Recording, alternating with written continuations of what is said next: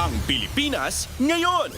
Narito na ang pinakamainit na mga balita na nakalap sa bawat sulok ng bansa. Ihahatid sa bawat Pilipino saan man kayo sa mundo. Ang Pilipinas ngayon. Pakinggan ang bawat kaganapan sa bawat lalawigan. Ito ang Pilipinas ngayon.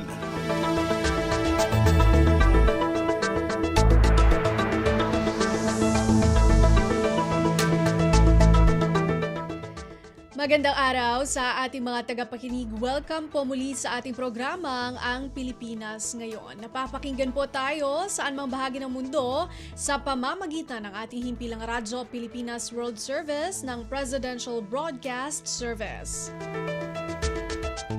Napapakinggan po tayo sa mga sumusunod na shortwave frequency sa 9.925 MHz, 12.120 MHz, 15.190 MHz sa ating audio streaming website bbspbs.com at sa ating official Facebook page Radyo Pilipinas World Service. Ito po si Bea Gaza, samahan po ninyo ako sa kabuuan ng ating programa ngayong araw.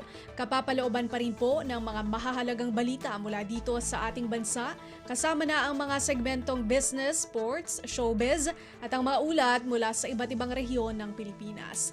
Antabayanan po at sa inyo na sa ilang sandali ang kabuuan ng ating programang Ang Pilipinas Ngayon. Mga kaganapan sa Kamaynilaan at mga kalapit na lalawigan dito sa Ang Pilipinas Ngayon.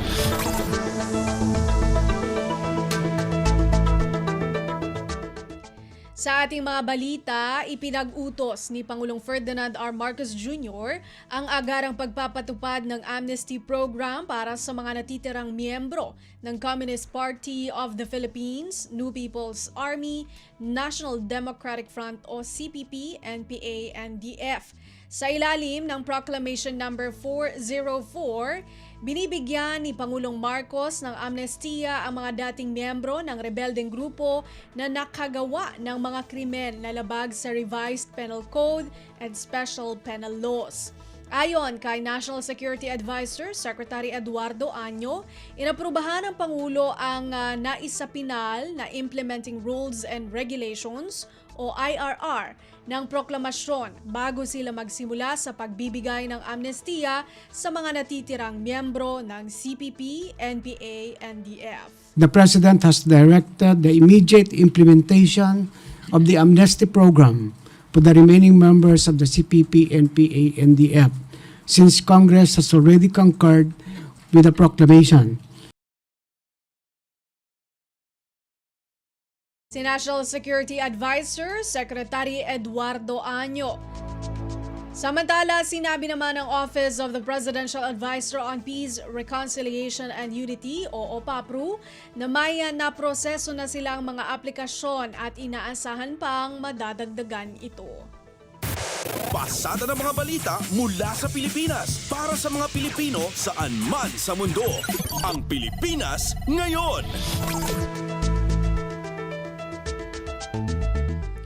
Porsigido ang military na pabagsakin ang 11 New People's Army o NPA guerrilla fronts ngayong taon. Kabilang dito ang Vertical Units Regional Party Committees at Sub-Regional Committees. Ayon kay National Security Advisor Eduardo Año, katuwang nila ang pambansang pulisya sa mas pinalakas at mas pinaigting na kampanya laban sa mga rebelde. Ang ating goal is to dismantle the 11 weekend guerrilla fronts up to the end of the year. And this will also include dismantling 26 vertical units and party organs within the 27 sub-regional committees and 14 regional party committees. So the PNP and the armed forces will work closer because some areas na cleared na will have to be handled by the Philippine National Police as the armed forces transitioned into the external defense mode. National Security Advisor Eduardo Año. Kumpleto, detalyadong balitaan, di papahuli sa mahahalagang kaganapan. Kamustahin ang inang bayan, ang Pilipinas ngayon. Samantala, mayroong deadline ang militar para sa mga ground unit nito upang masugpo ang natitirang NPA guerrilla fronts, vertical units, regional party committees at sub-regional committees. Ayon kay Armed Forces of the Philippines o AFP Chief of Staff General Romeo Bronner Jr., nakatulong ang ganitong pamamaraan sa mga matatagumpay na engkwentro ng militar laban sa mga rebelde at mga terorista sa bansa. Halos every day ay nagkakaroon po tayo ng mga armed encounters. No? Not just between the armed forces of the Philippines and the members of the New People's Army, but also with the local terrorist groups. So we launched an expansive and intensive military operations against all of these threat groups. Si Armed Forces of the Philippines, AFP Chief of Staff, General Romeo Bronner Jr. Pasada ng mga balita mula sa Pilipinas para sa mga Pilipino saan man sa mundo. Ang Pilipinas ngayon. Isa sa mga pundasyon ng kapayapaan at kaayusan sa rehiyon ang Trilateral Agreement sa pagitan ng Japan, Amerika at Pilipinas. Ito ang binigyang diin ni Pangulong Ferdinand R. Marcos Jr. nang i-welcome niya sa Malacanang ang bagong Japanese Ambassador to the Philippines, Endo Kazuya. Ayon kay Pangulong Ferdinand R. Marcos Jr., pupunta siya sa Washington sa Estados Unidos para sa kanilang kasunduan sa US. Sa panig naman ni Kazuya, sinabi nito na marami ng aspeto ang nagpatibay sa relasyon ng Pilipinas at Japan. Kaya naman, maaasahan ng Pilipinas at Japan kapag nagkaisa ito sa larangan ng seguridad at ekonomiya. Kumpleto, detalyadong balitaan, di papahuli sa mahahalagang kaganapan. Kamustahin ang inang bayan, ang Pilipinas ngayon.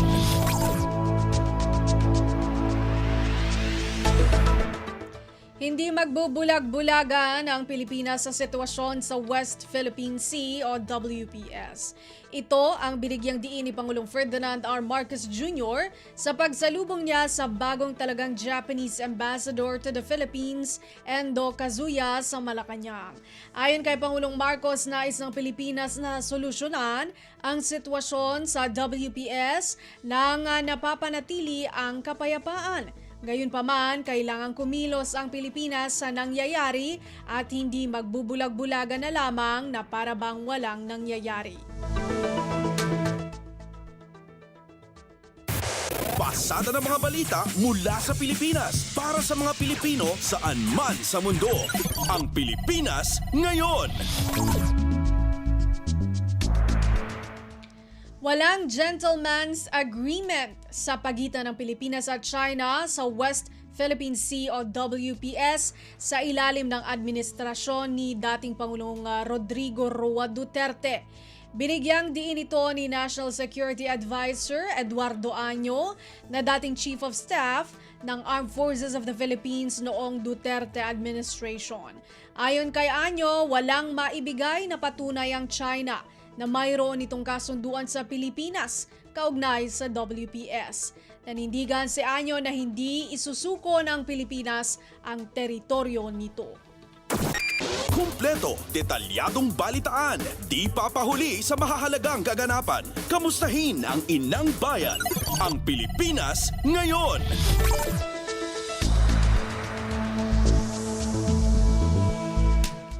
Idineklara ni Pangulong Ferdinand R. Marcos Jr. ang April 10 bilang regular holiday sa buong bansa dahil sa Idil Fitir o Ramadan. Sa inilabas sa Proclamation Number 514, sinabi ni Pangulong Marcos na ginawang holiday ang April 10 para maipakita ang religious and cultural significance ng Idil Fitir sa kamalayan ng bayan. Sabi pa ng Pangulo, magbibigay rin ito ng pagkakataon sa mga Pilipino na makiisa sa mga kapatid nating Muslim sa obserbasyon ng Idil Fitir. Pasada ng mga balita mula sa Pilipinas para sa mga Pilipino saan man sa mundo. Ang Pilipinas ngayon. Sa iba pang balita, Department of Social Welfare and Development o DSWD, pinaigting ang suporta sa Cordillera Region sa pagtugon sa El Nino. May report si Marian Bastasa. Pinalakas ng Department of Social Welfare and Development o DSWD ang ugnayan nito sa mga regional government offices at lokal na pamahalaan sa Cordillera Administrative Region o CAR para maalalayan ang rehiyon sa pagtugon sa epekto ng El Nino. Kasunod ito ng isinagawang ceremonial signing para sa Memorandum of Agreement kaugnay sa pagpapatupad ng Project Lawa at Binhi sa rehiyon. Ayon sa DSWD, sa ilalim ng kasunduan, paiigtingin ng ahensya ang paghahatid dito ng social protection services sa rehiyon, partikular sa food security, water sufficiency at community empowerment. Sa kanyang mensahe, ipinunto ni Secretary Gatchalian ang kahalagahan ng whole of nation approach sa pagtugon sa impact ng El Nino, partikular sa banta ng kakapusan ng pagkain at ng tubig. Sa ilalim ng proyektong ito, magbibigay ang DSWD ng cash for training at work sa mga benepisyaryo tulad ng mga magsasaka, mangingisda, IP sa Tipawang Climate at Disaster Vulnerable Families para sa learning at development sessions na may kinalaman sa water efficiency at food security. Target ito ipatupad sa 61 lalawigan sa bansa para sa kabuang higit 100 na partner beneficiaries. Ito si Marian Bastasa para sa Radyo Pilipinas. Pasada ng mga balita mula sa Pilipinas para sa mga Pilipino saan man sa mundo. Ang Pilipinas ngayon. Department of Education o DepEd nanindigan na ipapaubaya sa mga lokal na school head ang pasya hinggil sa pagsususpindi ng in-person classes. Detalye ng balita mula kay J. Mark Dagala. Nanindigan ang Department of Education o DepEd sa posisyon nito na ipaubaya sa mga local school head ang pagpapasya kung kinakailangan suspindihin ang in-person classes at lumipat sa alternative delivery modules. Ito ang binigyan din ng DepEd kasunod na rin na napakainit na panahon na nadulot ng tag-init na pinalalapan ng El Nino phenomena. Sa isang pahayag, sinabi ng kagawaran na mainam pa rin ang localized assessment ng mga school head dahil mas batid nila ang sitwasyon sa kanilang lugar, gayon din kung ano ang mas makabubuti sa kanilang mga estudyante at personnel. Batay sa pinakauling datos ng DepEd, pumalo sa mahigit 4,000 paaralan ang nagsuspindi ng face-to-face classes at lumipat sa modular at online classes sa buong bansa. Katumbas ito na mahigit 2 milyong mga mag-aaral na naapektuhan sa NCR, gayon din sa mga rehiyon ng Ilocos, Central Luzon, Calabarzon, Mimaropa, Bicol, gayon din sa Western, Central at Eastern Visayas, Zamboanga Peninsula at Sorsogon. Nangunguna sa pinakamaraming nagsuspindi ng face-to-face classes ang Region 6 o Western Visayas na nakapagtala ng nasa kalahating milyong mag-aaral na apektado matapos magsuspindi ng in-person classes ang may 1,000 paaralan. Habang nasa 100 at 68 mga paaralan naman sa Metro Manila ang lumipat sa ibang paraan ng pag-aaral kung saan apektado rito ang nasa halos 400,000 estudyante. J. Mark Dagala, Radyo Pilipinas. Kumpleto, detalyadong balitaan, di papahuli sa mahahalagang kaganapan. Kamustahin ang inang bayan, ang Pilipinas ngayon.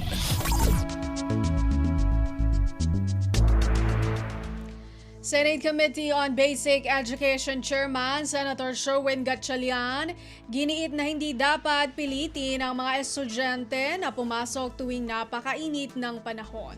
Narito si Nympha Asuncion. Giniit ni Senate Committee on Basic Education Chairman Senator Sherwin Gatchalian na hindi dapat pilitin ang mga estudyante na pumasok tuwing napakainit ng panahon. Panawagan nito ni Gatchalian partikular sa mga lugar na nakakaranas ng mataas na heat index na higit 44 degrees Celsius. Pinaliwanag ng senador na lagpas pa sa pakiramdam ng mga may lagnat ang pakiramdam ng mga estudyante kapag umaabot ang temperatura sa 45 degrees Celsius. Kaya naman sa ganitong mga pagkakataon anya ay hindi na dapat pilitin pang pumasok ang mga mag-aaral dahil posible lang mauwi sa pag-collapse o sa pag-dehydrate ng mga estudyante ang sitwasyon. Pinunto rin ni Gatchalian na karamihan sa mga classroom sa bansa ay wala namang aircon at hindi kakayanin ng mga electric fan lang ang mainit na singaw sa mga silid-aralan. Ito si Nympha Asuncion para sa Radyo Pilipinas. Pasada ng mga balita mula sa Pilipinas para sa mga Pilipino saan man sa mundo. Ang Pilipinas ngayon. Toll Regulatory Board o TRB inatasan ng toll operator booths sa expressways upang maglatag ng mga hakbang para maiiwas ang mga tellers at iba pang mga tauhan sa matinding init ng panahon. Mag-uulat si Kathleen Forbes. Inatasan na ng Toll Regulatory Board ang operators ng mga toll booth sa expressways upang maglatag ng hakbang para maiiwas sa mga tellers at iba pang tauhan mula sa matinding init ng panahon. Sa panayam sa Kamara, sinabi ni TRB Executive Director Alvin Carullo, isa sa mga inihanging solusyon ay ang pagkakaroon ng rotation ng mga tellers. Gayunman, kailangan nila na mag-hire ng nadagdag na tauhan upang maisakatuparan ito nang hindi makokompromiso ang serbisyo. Matatandaan na ipinaalala ng Department of Labor and Employment ang pagsunod sa Labor Advisory No. 8 Series of 2023 na naglalatag ng mga hakbang para protektahan ang mga empleyado mula sa heat stress. Kabilang dito ang pagbawas sa heat exposure, sapat na ventilation at heat insulation sa lugar ng paggawa, pag-adjust sa mga rest break at access sa inuming tubig. They submitted to TRB their solutions and including those are the rotation of the tellers. Unfortunately, they need to hire additional personnel also regarding the problem in the traffic as well as the present heat index problem. Ito si Kathleen Forbes para sa Radyo Pilipinas. Kumpleto, detalyadong balitaan, di papahuli sa mahahalagang kaganapan. Kamustahin ang inang bayan, ang Pilipinas ngayon.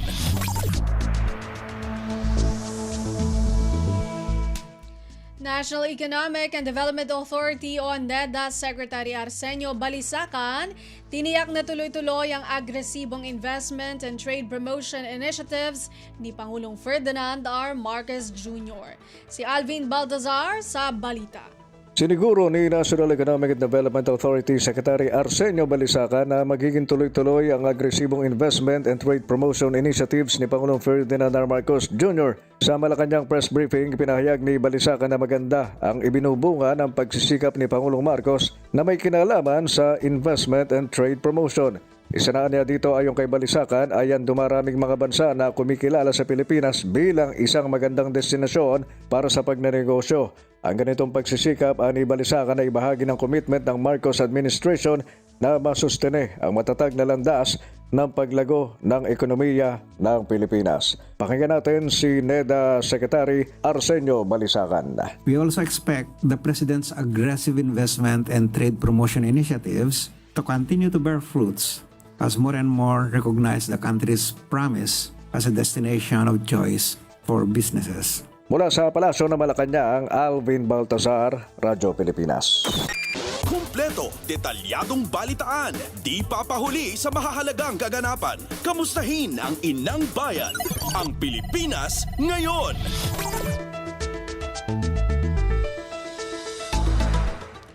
Finance Secretary Ralph Recto hinikayat ang mga taxpayers na magbayad ng maaga ng kanilang income tax return para sa taong 2023. Si Melanie Valdos Reyes sa report. Hinikayat ni Finance Secretary Ralph Recto ang taxpayers na magbayad ng maaga ng kanilang income tax return para sa taong 2023 at gampanan ang kanilang kabayanihan tungkulin sa pagtataguyod ng bansa. Itinakda ng Bureau of Internal Revenue ang deadline ng ITR filing sa April 15, 2024.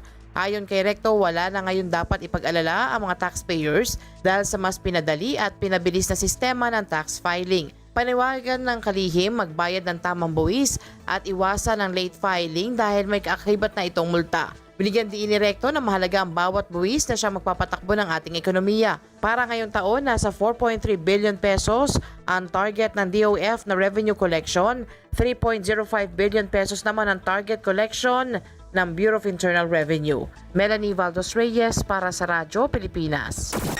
Kumpleto, detalyadong balitaan, di papahuli sa mahahalagang kaganapan. Kamustahin ang inang bayan, ang Pilipinas ngayon.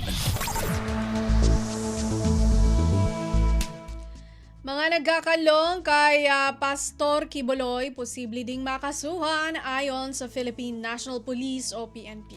Ang ulat mula kay Leo Sarne.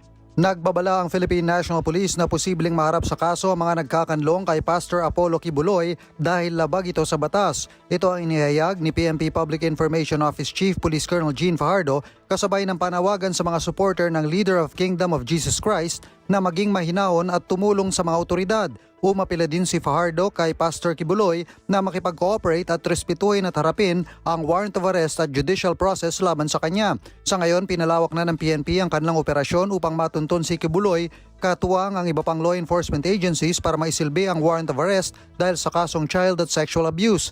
Maalalang sumuko na sa National Bureau of Investigation ang 5 akusado na kasama ni Kibuloy sa kasong child abuse. Si Kibuloy na lamang ang nananatiling at large sa kasalukuyan. Mula sa PNP, ito si Leo Sarne para sa Radyo Pilipinas. Pasada ng mga balita mula sa Pilipinas para sa mga Pilipino saan man sa mundo. Ang Pilipinas ngayon.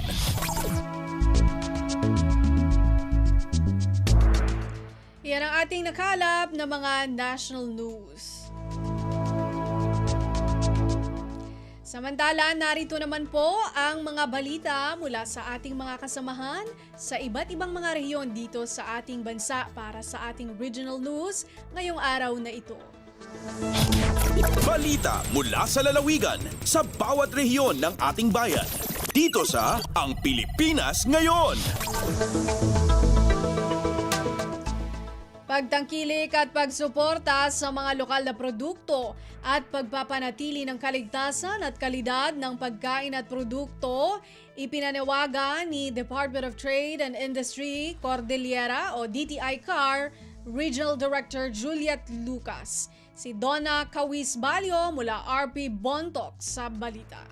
Nagpanawagan ni Department of Trade and Industry wenno DTI Cordillera Regional Director Juliet Lucas kadagiti consumers ken producers a suportaran dagiti lokal a produkto ken ipangruna ti kinatalged dagiti makan ken kalidad ti produkto. Mensahe daytoy ni Lucas iti naangay a programa iti selebrasyon ti Langay Festival ti Mountain Province. In paganatget ni Lucas nga importante a maipangruna ti product safety, quality, innovation ken creativity tapno agbalin a competitive iti merkado. Binagaan na pay dagiti micro, small and medium enterprises nga suruan ti mangusar iti information technology. In pakaammo pay ni Director Lucas dagiti programa ti DTI kas ti Tatak Pinoy Shared Service Facility ken dadumapay. Binagaan na dagiti addat negosyo na nga agparehistro iti ahensya. Narpos na Bontoc, Donna Cawisbalio para sa Radyo Pilipinas World Service.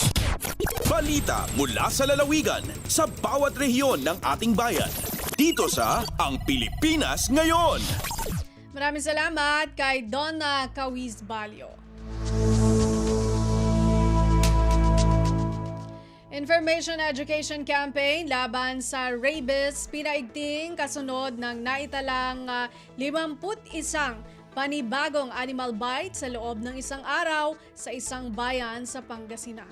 Magbabalita si Sara Kayabyab ng RP Dagupan. Nan panunot ed Karaklan so say opisina ya Animal Bite Treatment Center na Rural Health Unit 1 na Balaya Bayambang, Luyaga, Pangasinan. Unong iya ed say atagaya bilang na animal bite o akit-ket ya ayap jad apalabas-labat na sakay agaw. Inmabot ed 50 sakay so balon kaso na animal bite so ni Kuritdan no iner sang Karaklan ed saray edad 28 anggad 50 syamira ya awala ay 28 kaso. Lapod saya inmabot la ed San Lasos Tandamplo so kabukulan niya kaso o abitlan lugar.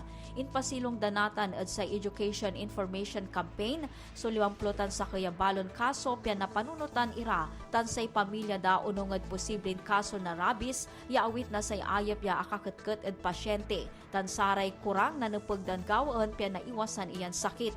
Natandaan yan in inbeneg at taon wali ugaw ya inatay ed abitlan balay lapo ed rabies. Manlalapod Dagupan City, siya si Sara Kayabyab para ed Radyo Pilipinas World Service. Balita mula sa lalawigan sa bawat rehiyon ng ating bayan. Dito sa Ang Pilipinas Ngayon.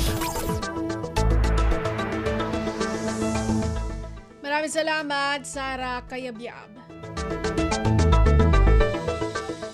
10 persons deprived of liberty o PDL sa Batangas Pinagkalooban ng livelihood packages ng Department of Labor and Employment o DOLE. Magbabalita si Mara Grezula ng RP Lucena. Pinagkalooban ng livelihood packages ang 10 persons deprived of liberty o PDLs at kanilang pamilya sa lalawigan ng Batangas sa ilalim ng DOLE Integrated Livelihood Program. Ayon sa pabatid ng DOLE Calabarzon, ang tulong pangkabuhayan ay tinanggap ng mga benepisyaryo sa isang seremonya kamakailan sa Batangas City. Sa tulong nito ay makapagsisimula na sa kanilang negosyo ang mga benepisyaryo tulad ng taho, kutsinta at ice cream business. Bukod sa 10 PDLs, tumanggap din ng kaparehong tulong ang 20 individual. Magsasagawa ang DOLE ng monitoring upang matiyak na naipagpapatuloy ng mga benepisyaryo ang napili nilang negosyo. Mula sa RP Lucena, ito si Mara Grezula para sa Radyo Pilipinas World Service. Balita mula sa lalawigan sa bawat rehiyon ng ating bayan. Dito sa Ang Pilipinas Ngayon.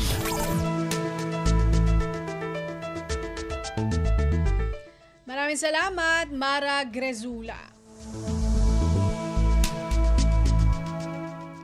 Pagpapahalaga sa kalikasan at mga katutubo sa lalawigan ng Palawan, pangunahing advokasya ni Miss Philippine Earth 2024 candidate Reyna Michelle Ruhen. Narito si Jillian Faye Ibanez ng RP Palawan.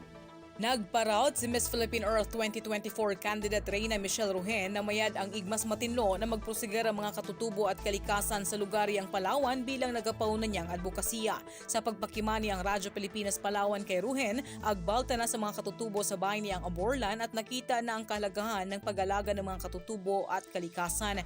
Mag-alaban si Ruhen sa Miss Philippine Earth 2024 matapos na magdag ang Mutya ng Palawan 2018. Tubong barangay Iraan sa bahay ng Aborlan si Ruhen na isarang sangguniang kabataan chairperson. Alindigi sa Puerto Princesa, Palawan, Jillian Ibanez, Radyo Pilipinas. Balita mula sa lalawigan sa bawat rehiyon ng ating bayan. Dito sa Ang Pilipinas Ngayon.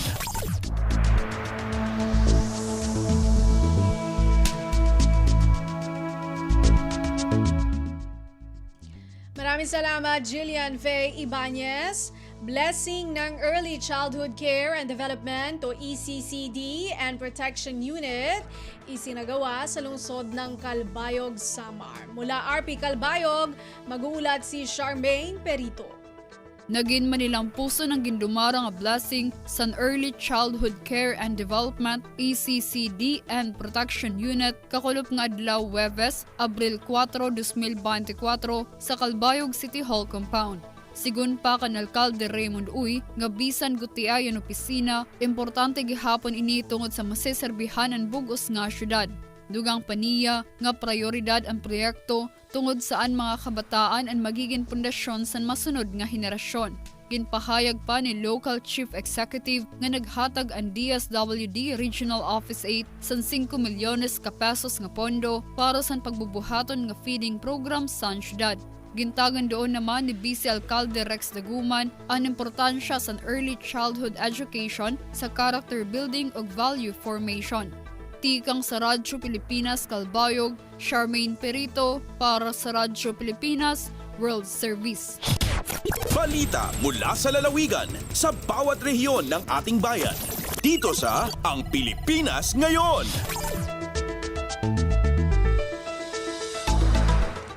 Maraming salamat kay Charmaine Perito. Senador Bong Revilla, pinangunahan ng Assistance to Individuals in Crisis Situations o AICS payout sa Bislig City. Pagbabalita si Nerissa Espinosa ng RP Tandag. Gipangunahan ni Senator Bong Revilla ang gipahigayon nga Assistance to Individuals in Crisis Situation o AICS payout dito sa siyudad sa Bislig, Surigao del Sur niadtong Miyerkules, Abril 3. Nahibaloan nga mukabat sa kapin sa 1,500 ka mga benepisyaryo ang midawat og tabang pinansyal gikan sa DSWD o Department of Social Welfare and Development. Kauban usab sa maong okasyon sila si Governor Alexander Pimentel, 2nd District Representative John Manny Pimentel, Bislig City Mayor Florencio Garay ug pipila ka mga lokal nga opisyales sa ikaduhang distrito. Gawa sa IX payout nagtunol usab og lain nga tabang pinansyal alang sa lokal nga panggamahanan sa Bislig City sa kantidad nga 2 milyones ka pesos pinagi kang Senator Revilla. Nahimong higayon usab ang pagbisita sa senador nga personal nga gitunol kaniya ang pipila ka mga hangyo o proposals gikan sa ubang LGUs sa probinsya. Gikan sa Tandag City kini si Nerissa Espinosa alang sa Radyo Pilipinas World Service. Balita mula sa lalawigan sa bawat rehiyon ng ating bayan. Dito sa Ang Pilipinas Ngayon.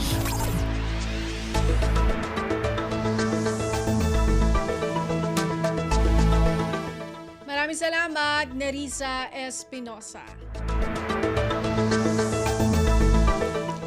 Ministry of Agriculture, Fisheries and Agrarian Reform sa Sulu, wala pa ring supply ng bakuna laban sa rabies. Narito ang ulat ni Eloisa Mohamad ng RP Holo. Wairuan pa masilanggit awal rabies in Ministry of Agriculture, Fisheries and Agrarian Reform atawa Mafar Sulu. Inin kaya bahagi Chief Agriculturist Jun Amak. Sukon 2 tahon na lang niya, wala kaya parahan langgit awal rabies in upis, hangkan wala day sab na sila nakapaon jinis pakaradyaan, hapag sabag sin sakit, awlan na bihaon kaya kana naman inlando pagpasusin hula. Hain lang mo dato di sa mga mao mo magtaas parkala in pagkugdanan sinasabot sakit.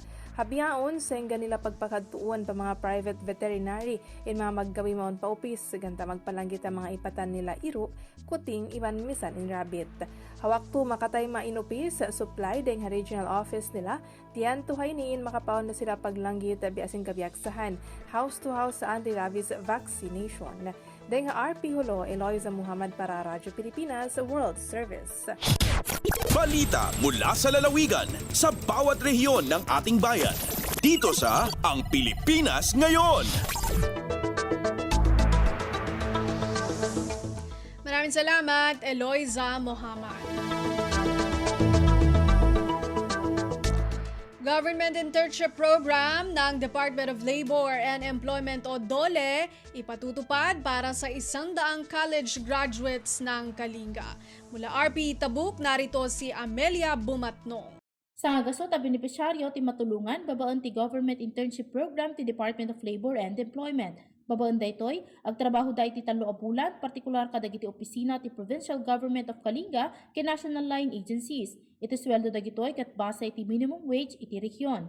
Opisyala ng rugi iti umunang aldaw iti trabaho da, iti kalkalpas nga orientation ket panagpirma iti contract of service iti April 3 nga indaulwan ti DOLE Kalinga ken Public Employment Service Office 1 peso Kalinga. Iti alokasyon para iti nasao programa ket nagapu iti opisina ni DOLE CAR Regional Director Nathaniel Lacambra, babaan iti inisyatibo ni Governor James Edupa. Mayanay iti daytoy, inyibkas ni Provincial Administrator Teddy Gulay iti mensahe ni Governor Edupa kadagiti benepisyaryo nga remiden da iti kabaulanda ng runa iti serbisyo publiko. Kabayatan na, imbingay darufa may dawingoy iti OPHO ken Attorney Jun May Budaden Waknang dagiti napatag nga impormasyon panggap iti mental health, stress management ken lantag wenno regulasyon iti trabaho. Manipod DZR Kitabuk, Amelia Bumatnong para iti Radyo Pilipinas World Service. Balita mula sa lalawigan sa bawat rehiyon ng ating bayan. Dito sa Ang Pilipinas Ngayon. Maraming salamat kay Amelia Bumatnong ng RP Tabuk. Narinig po ninyo ang kabuuan ng mga balita mula po sa iba't ibang lalawigan dito sa Pilipinas sa pamamagitan po ng ating regional news. Samantala, susunod naman po ang ating balitang negosyo at kalakalan at balitang pampalakasan mula kay Leo Magpayo. Lagay ng ekonomiya, kalakalan, negosyo at iba pa. Atin ang alamin dito sa Ang Pilipinas Ngayon. Magandang araw. Narito na po ang Balitang Business. Pumasok na si Filipino tycoon Manuel Manny Villar sa 200 na pinakamayaman sa buong mundo na may tinatayang 11 bilyong dolyar o nasa 621 bilyong piso. Ayon sa Forbes, nasa ika-170 pwesto si Villar at siya ang pinakamayaman na Pilipino na tycoon sa World's Billionaires list. Siya rin ang kaisa-isang Pilipino na nasa top 100. Umakyat ang net worth ni Villar ng 28% sa $11 bilyong ngayong taon mula sa $8.6 na bilyong nitong nakalipas na taon, kung saan nasa ika-232 pwesto sa listahan. Ang dating Senate President at House Speaker na si Villar ay kasalukuyang chairman ng mga kumpanyang Vistaland and Lifescapes Incorporated, Golden MV Holdings Incorporated, supermarket chain All Day Marts Incorporated, home improvement chain All Home Corporation at Vista Malls Incorporated. Sinabi ng Forbes na nag-i-invest ngayon si Villar sa iba pang sektor katulad ng free-to-air TV at plano ding magtayo ng casino at theme park sa silangan ng Maynila. Samantala, pumangalawa naman sa listahan ng pinakamayaman sa Pilipinas si Enrique Razon Jr., ang chairman ng International Container Terminal Services Incorporated o ICTSI na may net worth na $10 bilyong. Siya rin ang may-ari ng Bloomberry Resorts Corporation na nagpapatakbo ng Solaire Resort and Casino. Nasa ikatlong pwesto naman si San Miguel Corporation President at Chief Executive Officer Ramon Ang na may net worth na $3.5 bilyong. Lagay ng ekonomiya, kalakalan, negosyo at iba pa. Atin ang alamin dito sa Ang Pilipinas Ngayon. Sinabi ng Department of Agriculture o DA na ang presyo ng bigas ay inaasahang mananatiling mataas hanggang sa kalagitnaan ng taon dahil sa patuloy na epekto ng El Nino phenomenon. Ayon sa mga analyst, ito rin ang rason sa posibleng pagtaas ng inflation sa bansa. Sinabi ni Agriculture Secretary Francisco Chu Laurel Jr. na sana bumaba ang presyo pagdating ng Hulyo, pero sa ngayon malabo na bumaba ito dahil sa epekto ng El Nino. Ayon sa datos ng DA, ang pinsala sa agrikultura dulot ng El Nino ay tumaas sa 2.63 bilyong piso na naapektuhan ang mahigit 54,000 magsasaka at halos 54,000 ektaryang sakahan. Sinabi ni Chu Laurel na inaasahan na madadagdagan ang pinsala sa agrikultura lalo na't nasa kasagsagan ng El Nino ang bansa. Ang palay ang pinaka naapektuhang pananim na mahigit 72,700 metriko tonelada ang napinsala o katumbas ng 1.7 bilyong piso. Ayon sa Philippine Atmospheric Geophysical and Astronomical Services Administration o PAGASA, may mga senyales sa Pacific Ocean na humihina na ang El Nino at inaasahan itong tatagal hanggang Mayo. Lagay ng ekonomiya, kalakalan, negosyo at iba pa. Atin ang alamin dito sa Ang Pilipinas Ngayon.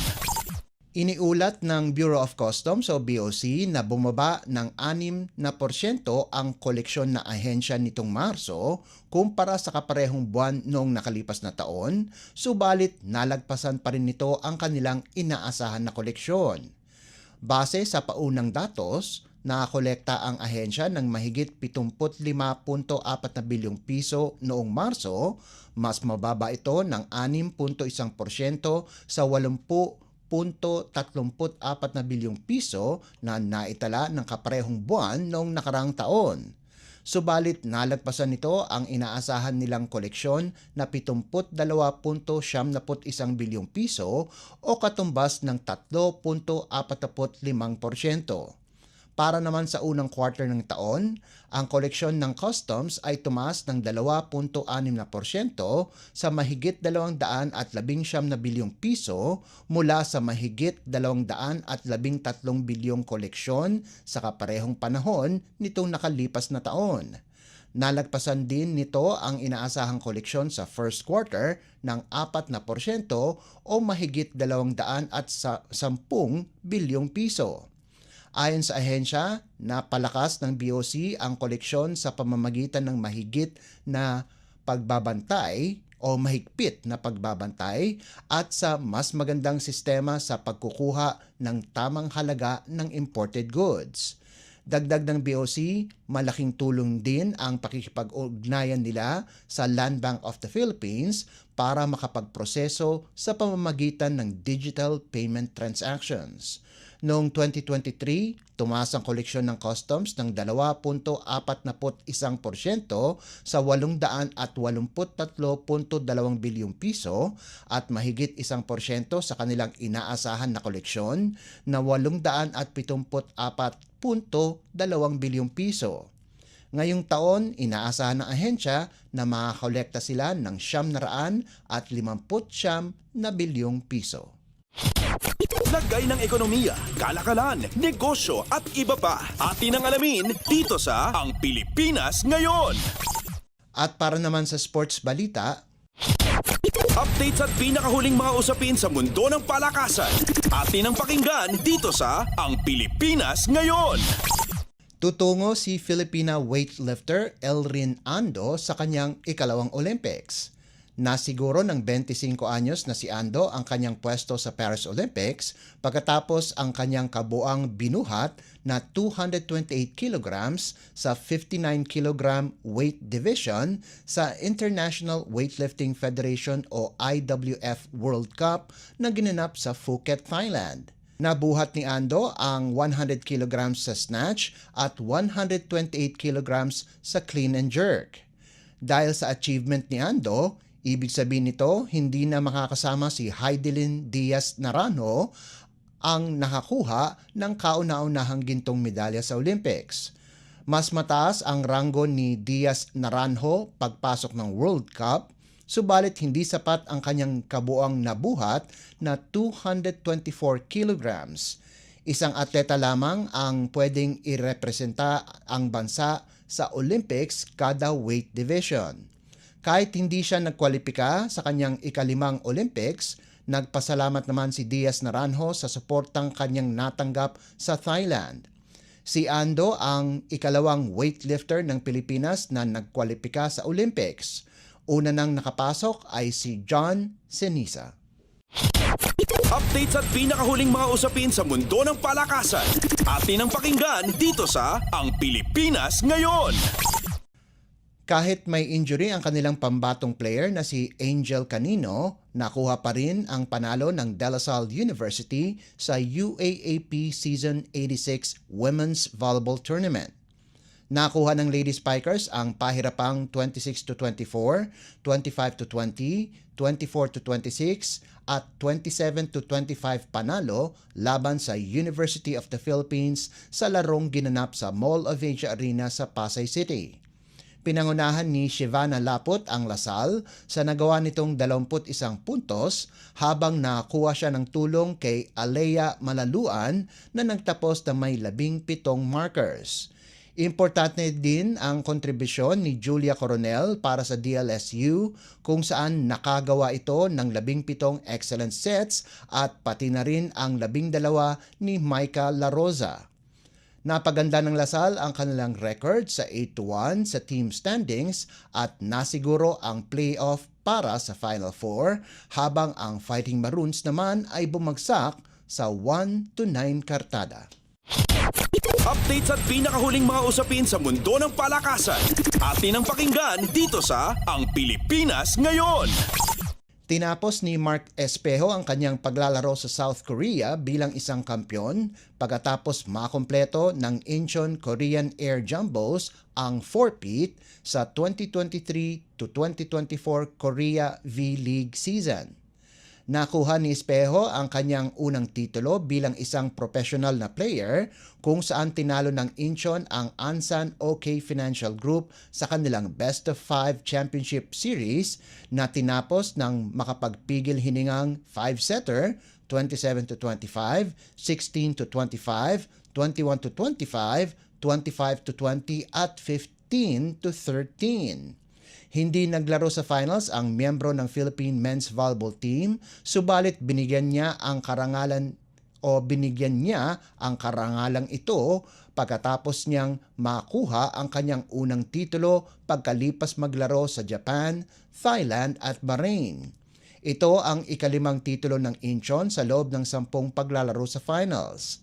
Sinamahan ng dating 5-time UAAP Most Valuable Player ang kanyang kapwa player sa national team na si Brian Bagunas na kamakailan lamang ay nakakuha ang kanyang ikalawang kampyonato pagkatapos makuha ng win streak ang ikalawang sunod-sunod na titulo sa Top Volleyball League o TVL ng Taiwan. Inaasahang babalik sa bansa si Espejo para maglaro sa kanyang bagong koponan sa Spikers Turf Team na Chris Cross at samahan ang Philippine Men's Volleyball Teams para sa kanilang pag-iensayo para sa kanilang busy na 2025 calendar kasama na ang pag-host ng FIVB Men's World Championship. Updates at pinakahuling mga usapin sa mundo ng palakasan. Atin ang pakinggan dito sa Ang Pilipinas Ngayon. At yan ang pinakahuling balita sa larangan ng palakasan. Para sa Radyo Pilipinas World Service, ito po si Leo Magpayo. Magandang araw. Updates at pinakahuling mga usapin sa mundo ng palakasan. Atin ang pakinggan dito sa Ang Pilipinas Ngayon.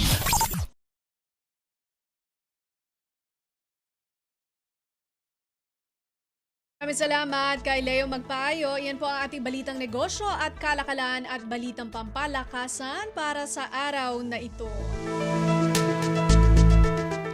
Ngayon naman dumako tayo sa showbiz balita. Alamin natin ang mga chismis mula sa mundo ng showbiz sa pamamagitan po ng ating kasamang si Mama JT.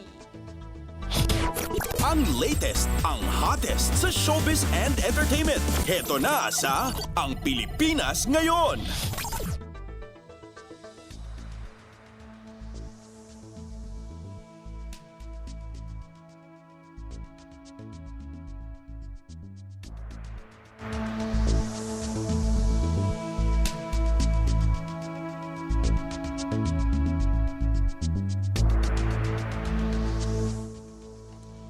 Halo, magandang araw sa ating mga chismoso at chismosang nag-aabang ng ating balitang artista. Nandito na si Mama JT para maghatid ng mga trending na balita sa mundo ng showbiz. Ito na ang ratsyada ng mga chika.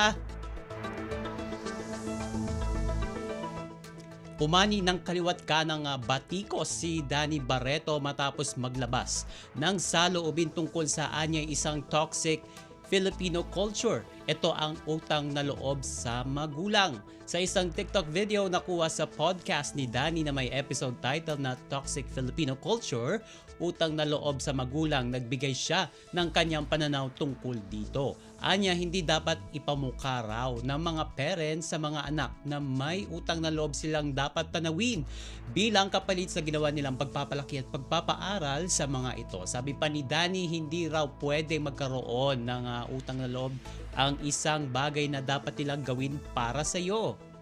Anya pa, quote and unquote, there are some people who use that against people, parang pinaaral kita, pinaganito kita, ganyan. So, dapat ito yung binibigay mo sa akin. And sabi pa niya, responsibilidad daw ng mga magulang na palakihin, alagaan at pag-arali ng mga anak para magkaroon ng magandang buhay at eventually ayon kay Danny ay maturuan at magabayan para maging independent. May mga sumang-ayon naman kay Danny pero meron ding bumanat sa kanya at nagsabing kahit kailan ay hindi toxic ang pagtulong sa magulang bilang pasasalamat. Sabi nga ng isa nagkomento sa nasabing TikTok video, quote and unquote, hindi required magbigay pero utang na loob mo yon sa magulang mo. Di makatao yun kung babaliwalain mo lang. And sa kabilang banda, hindi sang-ayon ang isang netizen sa sinabi ni Danny sa podcast. Quote and unquote, sabi niya, laki kami sa hirap. I love my parents. It is my responsibility to provide for them. I view it not as utang na loob but an act of love. O sang-ayon ba kayo dyan? O hindi kayo sang-ayon? O diba? Tungkol dun sa naging podcast ni Danny. Eto, matapos ang kanyang viral statement, dumipensa si Danny at nagpaliwanag sa pamamagitan ng isa pang video. Sabi niya, just to clarify some things, this is just my opinion. Kung hindi man tayo pareho ng pananaw, nirerespeto ko po yon. And sabi pa niya, I never said na huwag kayo mag-give back sa family nyo, na huwag ninyong susuportahan ang pamilya ninyo, o huwag kayo maging mabuting anak at spoil sila. And sabi pa niya, whatever you said in the comment section, I never said that. And paliwanag pa ng anak ni na Marjorie Barreto at Kier Legaspi, quote and unquote, ang opinion ko po is that giving back should be voluntary, not obligatory. Yun lang po ang opinion ko. Hindi ko po sinasabing mag-agree kayo o dapat yun yung sundan ninyo. And pinanindigan nga neto si Danny ang nauna niyang sinabi na toxic Filipino culture daw na inoobliga o nire-require nila ang mga anak nila na suportahan sila, buhayin sila, and all of that. And sabi niya, dahil sinusumbat nila sa mga anak nila na pinaaral sila at pinakain sila, they put a roof over their heads. And pagpapaliwanag pa niya, ang sinabi ko lang po, I think it's unfair na yung ginagamit na panubat sa mga anak pag lumaki na sila at kumikita na sila ng sarili lang pera. And pagdidiin pa ni Danny, kung tumulong man ang anak sa kanyang parents, dapat daw, sabi niya, out of love, hindi dahil sinumbat nila sa'yo. Lahat kaya mo sila sinusuportahan. And yung statement lang na po yun is about those parents who still obligate or require their children to give money to them. And panghuli niyang sabi, quote and unquote, kung hindi po sila bigyan, sinusumbatan po sila ng mga responsibilidad na ginawa nila para doon sa mga anak nila. O anong say nyo dyan, mga kachismis sa umano'y toxic Filipino culture na ibinahagi ni Danny Barreto sa kanyang podcast. Samantala, may revelasyon ang kapuso actress na si Barbie Fortesa sa kanyang on-screen partner na si David Lee Cauco. And sa naging chikahan ni Barbie sa vlog ni Kim Chiu sa kanyang YouTube channel, nagpakatotoo na ang kapuso primetime drama princess sa mga tanong sa kanya ng kapamilya actress.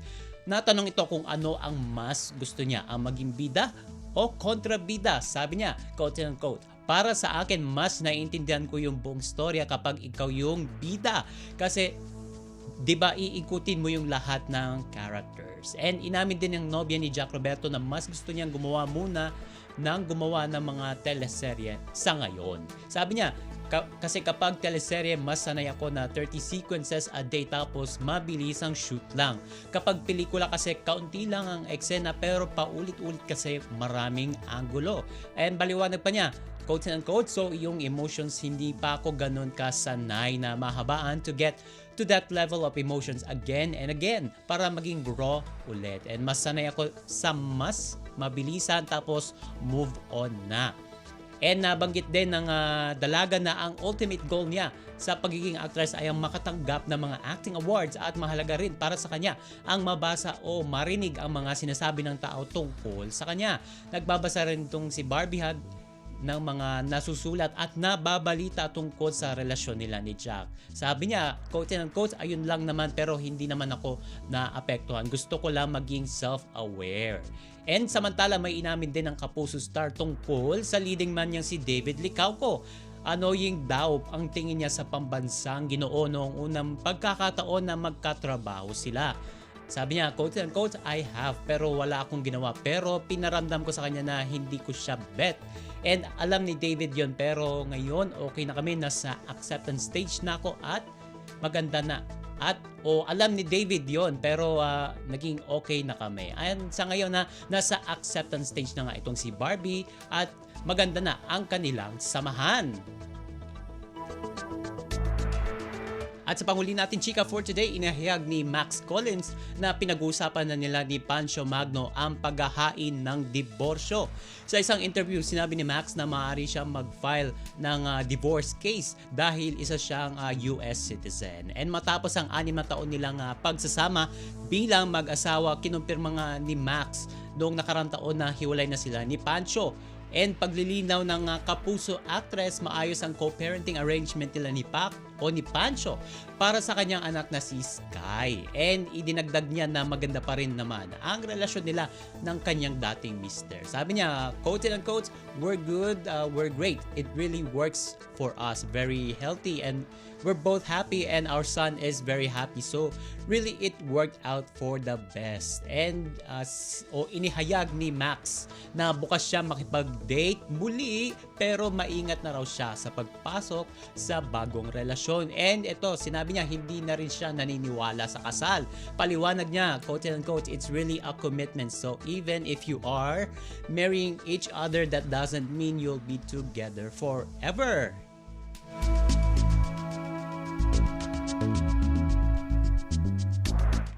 And OMG, wala na tayong oras para sa ating balitang artista. Maraming salamat mga kachismis sa pakikinig sa aking mga chika for today. Ako po, si Mama JT para sa Radyo Pilipinas World Service. Ang latest, ang hottest sa showbiz and entertainment. Heto na sa Ang Pilipinas Ngayon.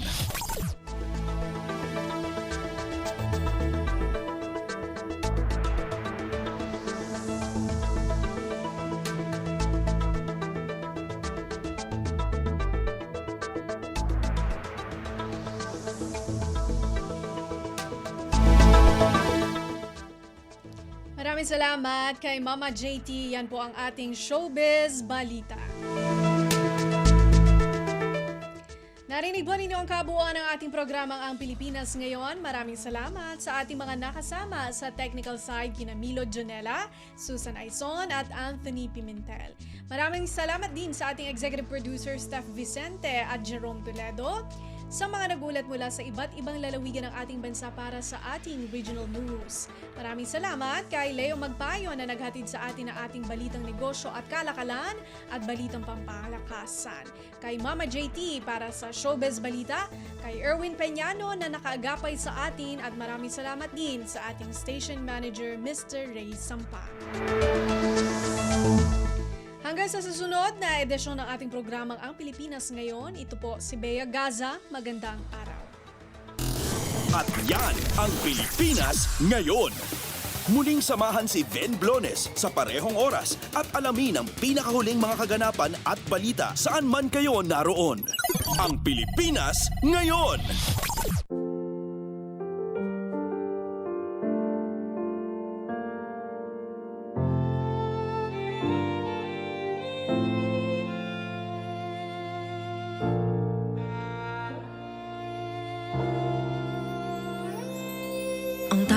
Pamaman ako'y edukasyong Pilipino, tinuturong galing at talino para maabot ang pangarap mo. Ang tanging handog ko sa'yo'y edukasyong Pilipino, diskarteng mula sa puso, mamamangha ang mundo.